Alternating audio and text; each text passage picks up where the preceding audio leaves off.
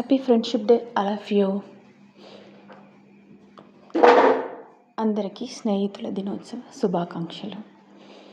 రే మావా, నువ్వు హీరోరా, ఏం చెయ్యాలనుకుంటే అది చేసేస్తావు, నువ్వు గ్రేట్ రా మావా అంటూ అభినందిస్తున్నాడు ఒక స్నేహితుడు.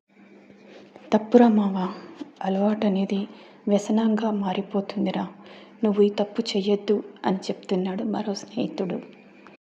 నువ్వు సూపరే, ఏదనుకుంటే అది చేసేస్తున్నావు, రియల్లీ గ్రేట్ అంటుంది ఓ అమ్మాయి.